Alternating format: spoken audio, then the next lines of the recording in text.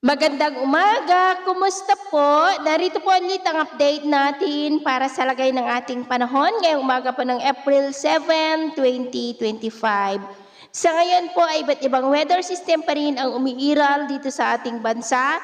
Mayroong northeasterly surface wind flow na dumadaloy dito sa Northern Luzon, easterly sa Southern Luzon at Visayas, habang may intertropical convergence zone na nag-i-extend pa rin dyan sa may Mindanao. At sa ating long range forecast, maliban sa banta ng pamumuo pa rin ng mga low pressure areas sa silangan, ay wala naman pong bagyo na namamataan na tatawid po sa ating kalupaan for the next 2 weeks. At sa lagay ng ating panahon, ngayong madaling araw po ay may mga isolated rain sa ilang bahagi ng Cagayan, Aurora, Camarines Norte, Camarines Sur, Catanduanes, Masbate, Estancia, southern part ng Negros, Northern Samar, Dinagat Island, Siargao, Basilan, Zamboanga Peninsula, Lanao Provinces, Maguindanao, Cotabato, Misamis Oriental, Davao at Sarangani.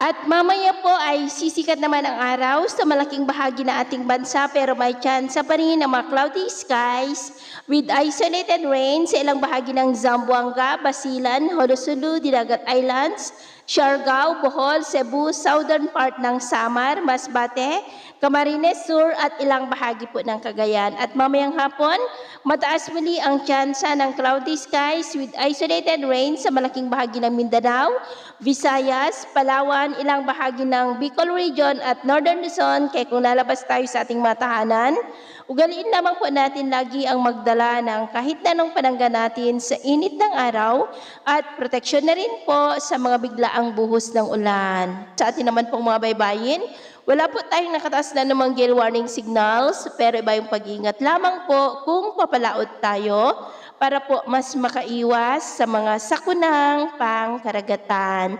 So, yun po ng latest update natin sa araw na ito. Ako po muli si James na nagsasabing sa kahit na ng pagsubok po na darating sa ating buhay, huwag na huwag po tayong mawawalan ng pag-asa. Thank you and God bless!